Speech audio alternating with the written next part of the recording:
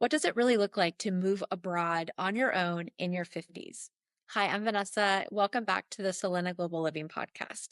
This week, we're joined by Jeannie Dilger. She's a adventurer who left the United States in search of sunshine, community, and a more progressive lifestyle. And she found all of that and more in Valencia, Spain. Valencia is a city that is filled with the cultural richness of Europe, and it's right on the beach, filled with great food, great amenities, and international connections. In this episode, we'll talk about how she chose her city, how she built her social circle from scratch as a solo expat, and what surprised her most about life in Spain.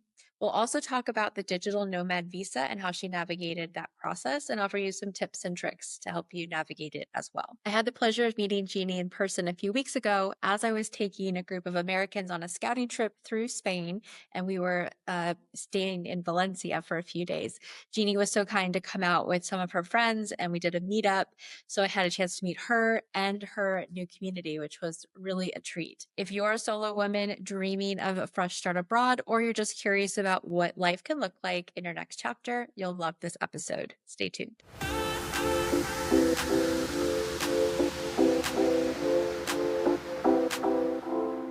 Jeannie, thank you so much for hopping on the podcast with me. It was so great to see you when we were in Valencia. Thank you for coming out with your friends and kind of sharing what life is like. We all had a great time. It's always great to meet new people considering coming to Spain and share what we've learned.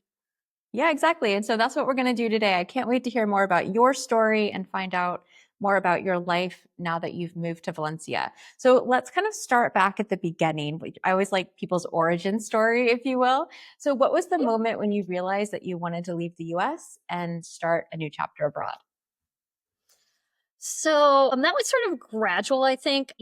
Post COVID, like many people, I was really taking stock of work life balance. And I knew I just couldn't keep up with the pace in my job for another 10 years or more to be able to retire at 62, 63, what I was originally planning. So I had to figure out how to retire early or semi-retire. And basically that meant cutting my cost of living. Not many places in the US were going to be affordable, especially with the criteria that I wanted.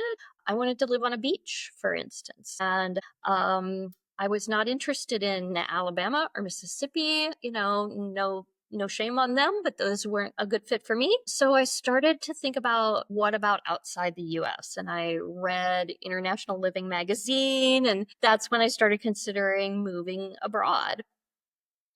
And how did you make the decision to move to Spain and Valencia in particular?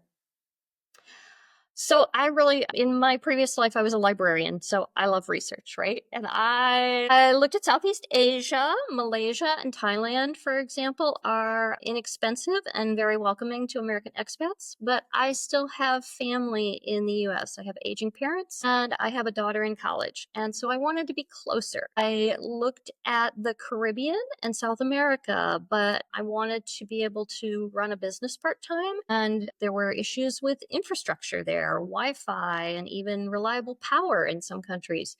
And so that sort of led me to Europe. I'd always enjoyed Europe, but I never thought I could afford it. And then I realized in researching that Spain and Portugal were actually pretty affordable for Europe. I took a trip to Portugal, really enjoyed it, but it wasn't a fit for me. It just didn't feel like a place that I'd want to live. I had been to Spain and really enjoyed that. And so I started taking scouting trips to Spain to narrow it down to Valencia. Okay. And it's so interesting to see people as they experience different cities and figure out where they are going to feel like it's the best fit. What was it about Valencia that kind of pulled at your heartstrings? Well, it's interesting. Again, my number one criteria was wanting to live close enough to be able to walk to a beach. And with my American mindset, I assumed that it would be more affordable to be in a small town, that I would have to be in a small town along the beach somewhere. And so I flew into Barcelona and I started driving down the coast and stopping in all of these small towns. What I had forgotten is that I'm a big city gal. I've lived in Seattle and Chicago and St. Louis, and I quickly realized, because I made the point of taking a scouting trip in the winter when I knew that the beaches would be quieter and there wouldn't be as many tourists. And I quickly realized that many of the towns that I had been recommended were going to be too quiet for me. Not enough to do culturally, not enough activities, that kind of thing. In the meantime, I had stopped in Valencia as a base to have a hotel where I was traveling north and south. And I started to realize I actually really like Valencia. Had a lot of the criteria I wanted. It's actually the third largest city in Spain, but it feels like a small town. It's very walkable and bikeable, very friendly and open. It's very green compared to, say, southern Spain, which is much more dry and hot. So it had all of the things that I was looking for. So I didn't even have Valencia on my list when I flew to Spain, but I just really loved it. I think that's such a great example of why it's important to take your time and to really do a scouting trip and visit lots of places, because what you read online or what you think you want can be so different from what feels right once you're there in person. You smell it, hear it, feel it, right? Exactly. And one of the other things that I like to tell people too is, to think about what you really like to do and look to see if that is an option where you're planning to move. So I talked to a friend in Chicago who really loves West Coast swing. And she was like, I want to continue to do West Coast swing. So where are there communities that do that in Spain, and don't assume that you'll be a different person is a good piece of advice I was given. If you are not into bicycling, then don't assume that you're going to come over here and suddenly start biking everywhere, because if you don't do it already, you probably aren't going to change. That is true, right? And I want to get into the cost of living difference with you as well. But I find that people say if you buy a boat, you'll spend whatever you spent on land on a boat. Like you're just spending it on different things, but you don't actually save money or spend more. And I think that can happen a lot when you relocate. You have a certain amount of money and your lifestyle might change. You might be able to do more with that money, but you're probably not spending less money. So I think that's an interesting thing to kind of wrap your head around. I'd be interested to hear how you navigated that. But before we get into that, did you face any resistance or fears as you started to navigate this? Like you said, you have parents and a daughter in college. What were some of the roadblocks or fears or resistance that you faced?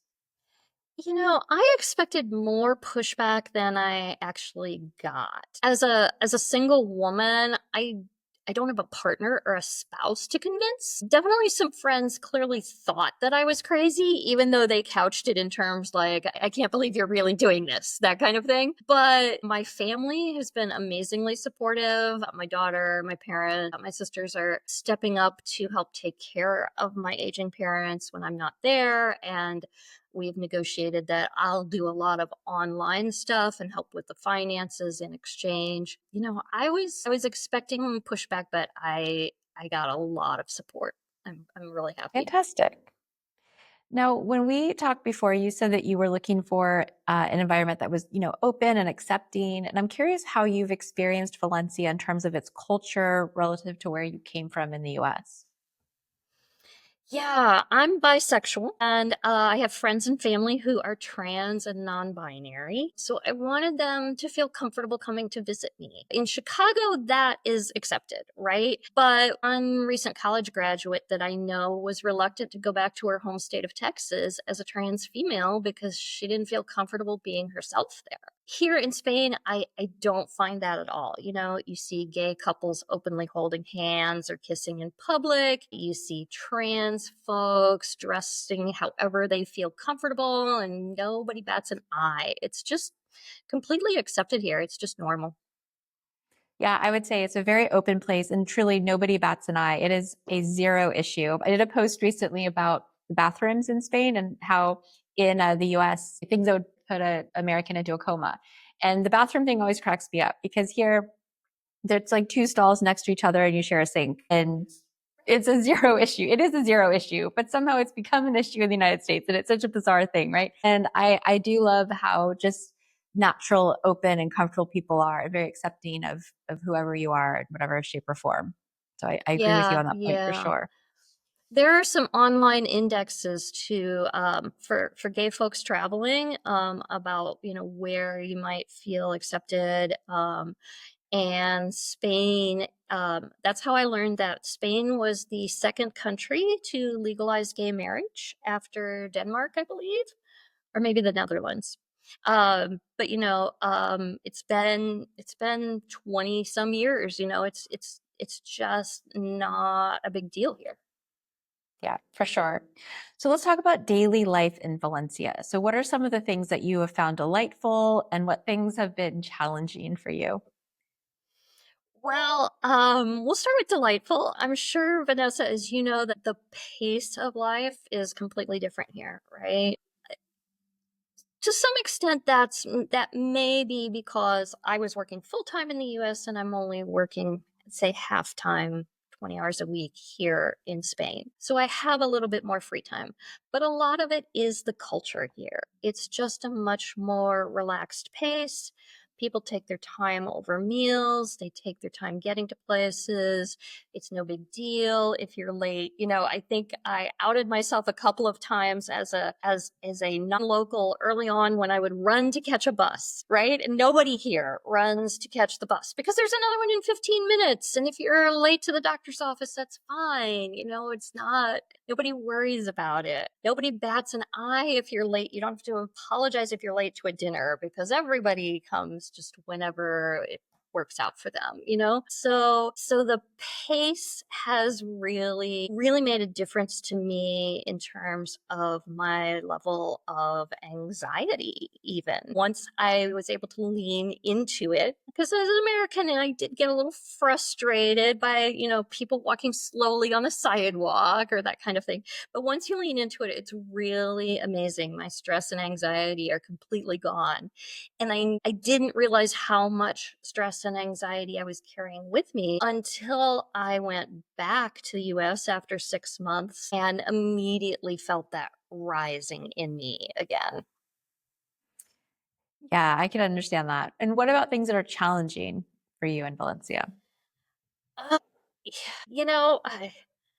I knew you were going to ask me that, and I still had trouble coming up with that. Obviously, Spain is known for having bureaucracy, but so is Italy, so are other countries. Every country has its bureaucracy. I think navigating the DMV in Illinois was never fun, and if I had to do it in a language that was not my native language, it would be even more challenging. So I kind of knew that going. You don't have to deal with that every day. So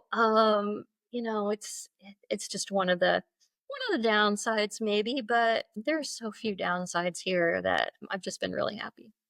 That's nice to hear. How have you found your community? What steps did you take to network and build your group of friends? That was something I was definitely concerned about when I moved here as a single woman. How would I meet people? Um, it has been much easier than I thought. There are Facebook groups for Americans in Spain, expats in Valencia. I'm sure you know the same in Girona. There's so many different Americans in Valencia, Valencian Americans over 45. Yeah, There are tons of there groups, are so right? many groups. And they're on Facebook, they're on meetup.com, they're on WhatsApp. I could go to 3 events every evening of the week, right? Yeah. There's language exchanges, there's sports clubs, there's game nights, there's book discussions, all in English, right? All either Americans or Brits or English speaking expats. So it has been easier to meet people here than it was in Chicago, to be honest. And what's really interesting about that is that people here are much more open and welcoming and inviting you into their group because they remember what it's like to be the new person. And no, they're also much more likely to say, hey, let me get your contact information right away and invite you to this thing that I'm going to next week so you can meet more people. So I'm always surprised that people want to, since the mic's here, I'm going to repeat that for you for your editing. Please. I'm always surprised that people want my contact information almost immediately when we meet, which is not was not common in Chicago. People are a little more reserved, get to know you first. But here, right away, they make contact, even if it's just so they can, introduce you to a friend of theirs that they think you might like or whatever. So I have more friends here and more to do here than I did back in the States. I think that's a really common theme. And I think your point of people being welcoming and remembering what it's like to be new is very true. And people tend to be really excited to be helpful. I know a great dentist. This yoga instructor is great. Like they're really, really happy to share what they've learned. People always want to be helpful and useful.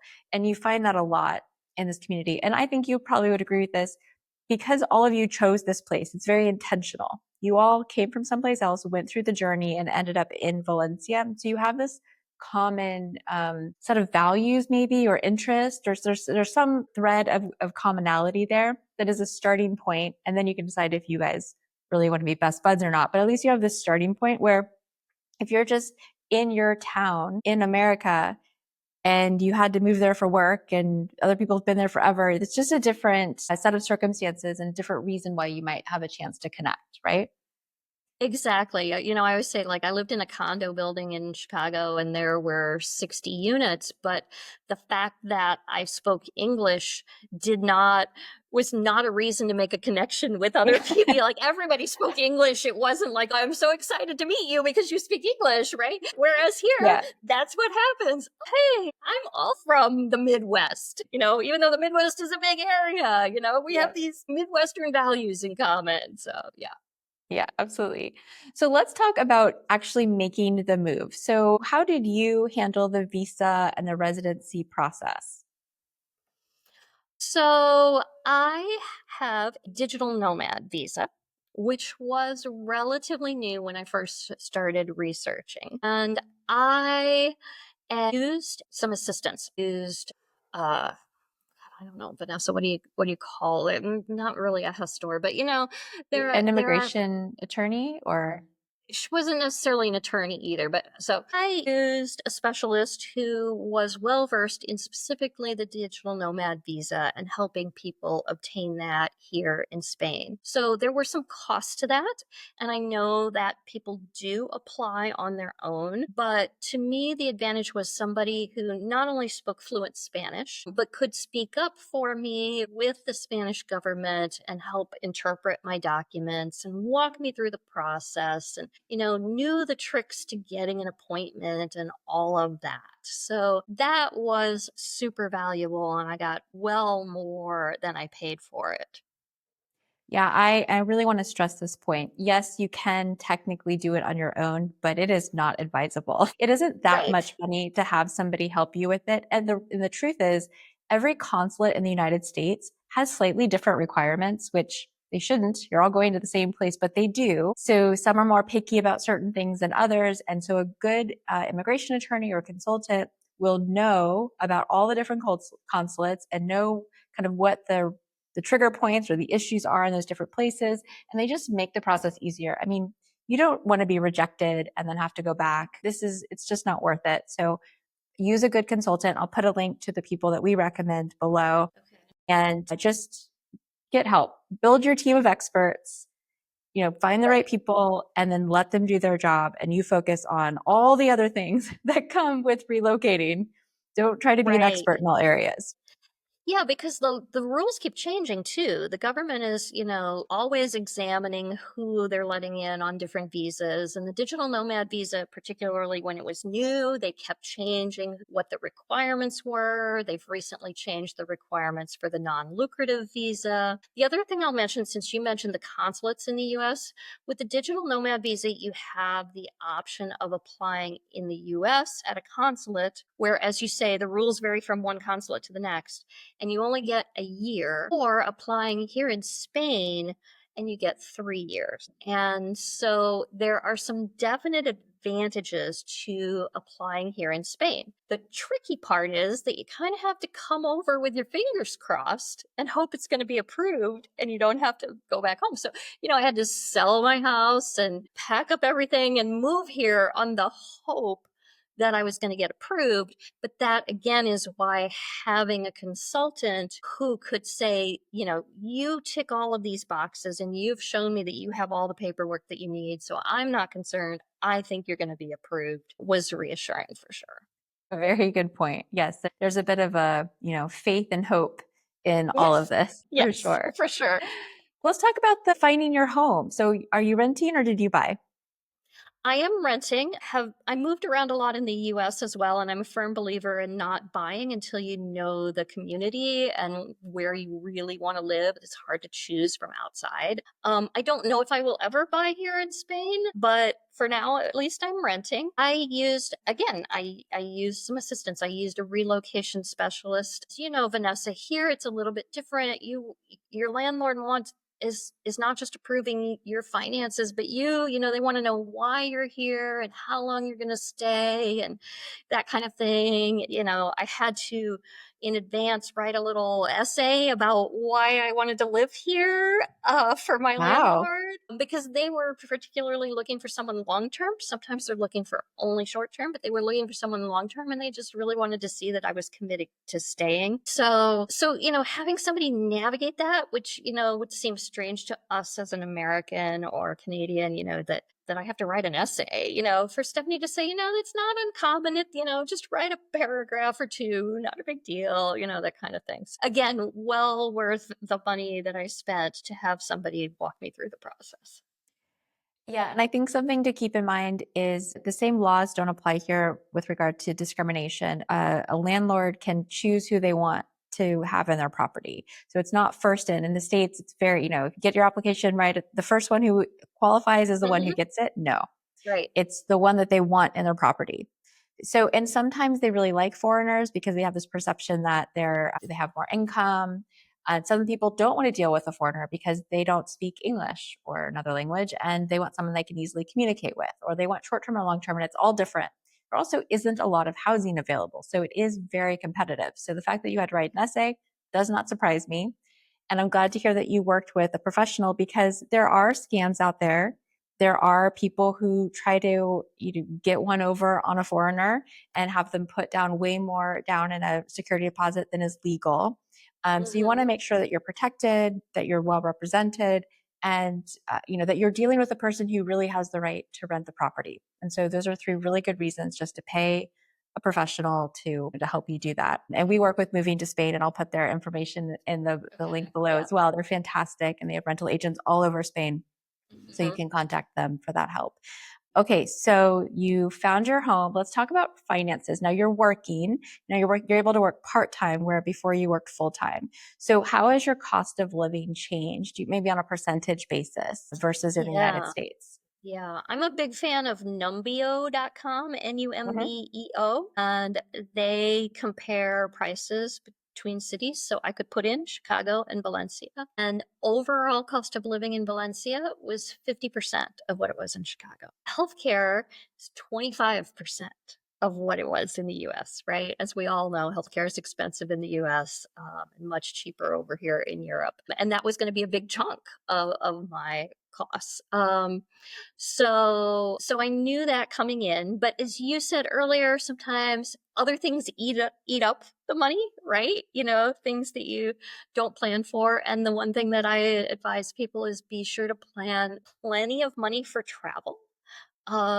Once you get over here, it's so easy, first of all, to take trains within Spain, but also to take a 29 or $39 Ryanair flight to Budapest or Rome or, Amsterdam, that you're going to want to travel more than you think.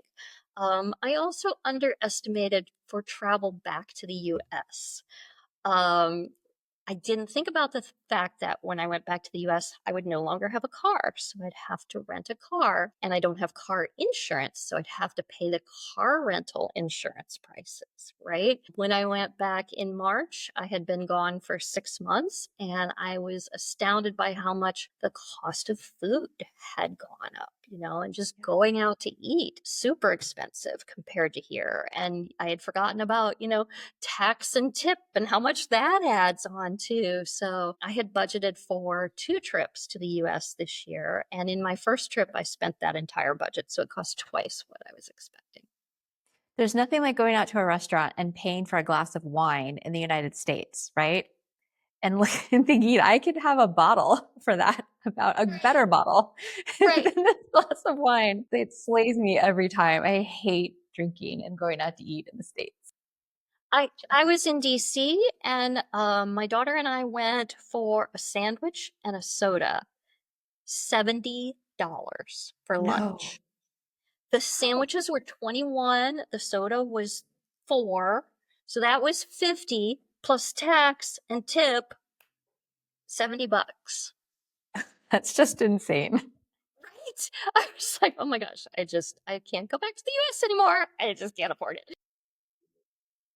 No, it's crazy. So you're working on the digital nomad visa, and tell us a little bit about your business and what you do now. So I run a business called Adventuring Alone, where I help women and non-binary folks over 50 travel solo, especially to Europe, because that's my area of expertise. I'm a firm believer that there are many of us at this stage in our life who have reason to travel solo, either because you're divorced or widowed or single, or because your spouse or partner doesn't like to travel. Right? And you shouldn't just wait and or hope for them to change their minds or whatever. There are many, many great benefits to traveling solo. And so I help folks do that. I have a website, adventuringalone.com, where I post a weekly blog post on topics from like how do I deal with currency conversion, or how do I navigate public transit, or how do I use Google Translate on my phone, those kinds of things. So I have tons of resources that are on the website there. I also have a newsletter if people are interested, that you can get like a weekly update on what's going on the blog. And then I also usually do a weekly travel tip, like how do you navigate the UK's new ETAS, I can't remember, electronic transit authorization Uh-huh. system or whatever. You need to pay £12 now to fly into the UK. And so how do you navigate that? Those kinds of things. Cool. And have you been here long enough to have to file taxes in Spain? So on the digital nomad visa, I have to file quarterly estimated taxes of 20%. So I have a gestor, which I think literally translates as manager, but this is a person who has gone to school to do tax accounting and has learned how to navigate Spanish bureaucracy for you.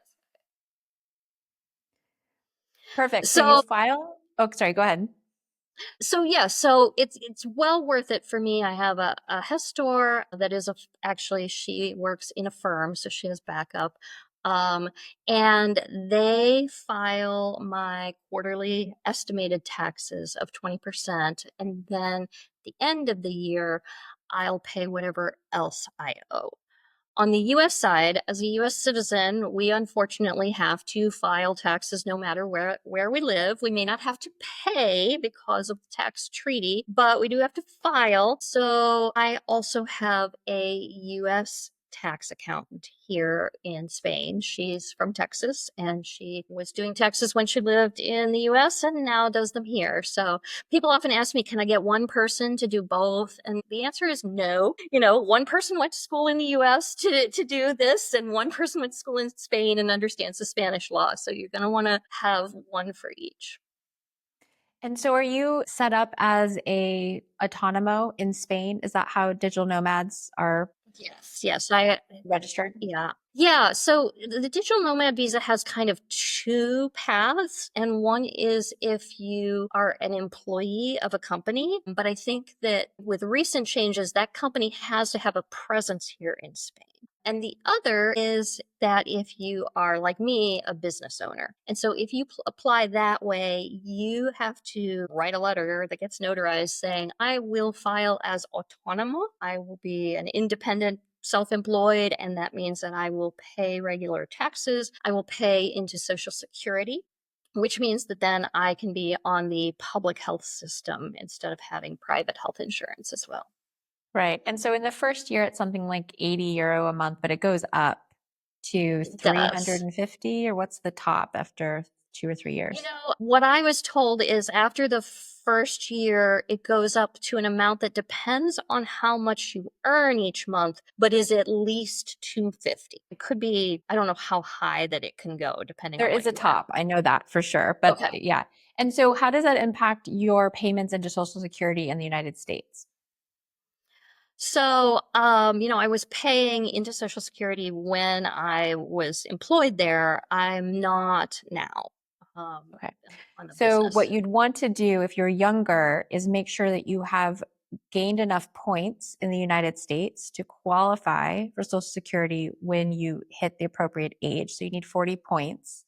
At your age, Hmm. you've paid your points, you're in. Right. But I'm if you were 55. younger, or maybe you're a stay-at-home parent for a certain amount of time, you'd want to weigh that, because we ran into this with my husband. He was just a few points away from qualifying in the United States because of where he worked and all of that. And so we had to get him employed in the United States for a little bit longer to get his points. So it's just something to be aware of, because you won't be paying into the US. Now you're paying into Spain, but you're never going to qualify for retirement benefits in Spain. You're paying into it, so you have the health insurance. So these are just kind of things to weigh and be aware of. Have you Right. been surprised by the added tax rate? Like, has that been an impact for you? People are always afraid of taxes in Spain and paying so much more in taxes than they're used to in the United States. I'm curious your thoughts on that. Yeah, not surprised for sure because I did a lot of research and there are tax accountants here who will even for free like run a scenario for you before you move over, and that's well worth doing even if you have to pay somebody to do it. So I knew that year 2 it was going to cost me at least 250 a month. But I do think of that as, Social Security isn't just retirement, it is also your public health insurance. So my health insurance in the US was 600. So the 250, is still Yeah. a significant savings, right? Um the taxes are going to be higher again than what I would have paid in the US for sure. But again, it's the cost benefit, right? I know that I'm getting great healthcare. I know that I'm getting a great quality of life. And I just had to figure that into the budget before I came and know, okay, well, this is basically what my bottom line is going to be, and I'll be able to live on Right. And I do feel like you get what you pay for here in terms of taxes. I think more so than I felt in the United States. I'd love to hear your thoughts on that. But roads, especially where I live in Catalonia, are flawless. Every town has a community center, and there is a strong social safety net. So you don't have this huge disparity in populations. For the most part, there are certainly areas of Spain that are very poor, and there are issues for sure, but I feel like there's a better safety net. And so you're paying into that, but that also creates a better environment for you to live in. that. Right, right. Even public transit, for me to ride the bus or the metro here is 40 cents compared to, 250 in Chicago or maybe $3 in New York. So you definitely see those kinds of benefits, and the high speed rail again, that money is going toward that kind of infrastructure so that I can get to Madrid in 2 hours, and where it would take me 4.5 to drive it, right? Yeah. So yeah. I just sort of want to recap what we've talked about, because you were working full time, feeling haggard and stressed. I don't know, maybe not haggard, sorry. You're feeling stressed and hectic in the United States. And you made this big move. You sold your house, uprooted your life, moved to a foreign country, and now you get to travel more. You work part-time. And what I'm hearing is you have a better quality of life overall, even though you probably pay more in taxes and you have to go back to the United States, and that costs a fortune. But the balance, the scales definitely tip to the positive for going through this whole process. I think that's remarkable. to think about how hard you had to work to just get by in the States and how much less you have to work to live well outside of the United States. Yeah. And, I mentioned the stress and anxiety. And, I was a public library director, which I know a lot of people don't see as a high stress job, but I, had a staff of 100 people in 3 locations and a budget of $17 million.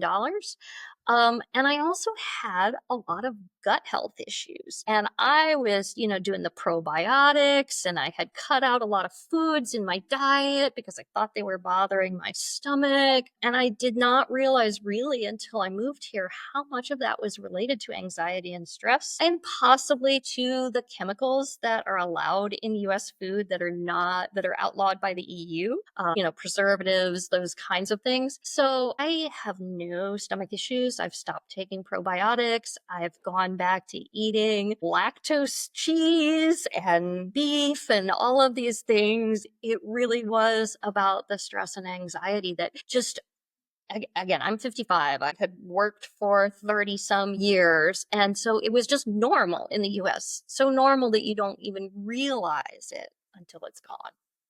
Yeah. Wow. That's powerful. So, as we wrap up, is there any advice or any words of wisdom you'd want to share with other women who are in their 50s, maybe 60s, and are dreaming about moving abroad and might feel like it's too late to make this change in their lives? Yeah. I don't know, Vanessa, if you know the author Gretchen Rubin, who did a book years ago called The Happiness Project. And she spent a year doing something different each month to try to make herself happier, to see what would work and what didn't work. And she now has a podcast called Happier with Gretchen Rubin. And she often says on her podcast, the best time to start a happiness project is 10 years ago. The second best time is now. And that's really the way that I feel about, finding your place. And maybe it's not Spain, but, finding the place that is the fit for you. Because sure, you can sit and fret about whether or not this is going to work for me and do that for 10 or 20 years and then be in your 70s or 80s and look back and say, hey, I wish I'd done that when I was 50. Or you can do it now. It has been honestly much easier than I thought to figure things out on my own, to meet people, to figure out Google Translate and, figure out the doctor's office and all of this. I was so worried about all of that. And you figure it out, you can do it. So my advice is just do it. You can figure it out. Just do it. That's a great way to end. Just do it. If you want to do it, Yep. do it. And I always say, the people will finally leave. People talk about it and talk about it, but they'll finally do it when the pain of staying is worse than the pain of leaving. At some point, the scale will tip, and that's when you will have the motivation to do all the hard things that it takes to move. But when Right. you're on the other side of it, even if it isn't exactly the way you envisioned it when you were sitting on your sofa in California, it is worth it. It is worth Right. it. Right. Well worth it. And you will only wish that you had done it sooner. Exactly. Thank you, Jeannie. It was so nice to get to talk with you. Have a great day. Thank you. You too. Thanks for listening to this week's episode of the Solena Global Living podcast. If Jeannie's story inspired you, know that you are not alone. There is a growing global community of people building bold, beautiful lives overseas. If you're thinking about making your own move to Spain, check the episode description for my personal recommendations for tax advisors, visa experts, and rental support. I have vetted these resources so you don't have to. If you're ready to take the next step, I'd love to help you find the right location and the right agent. You'll find a link to schedule a call with me in the description below.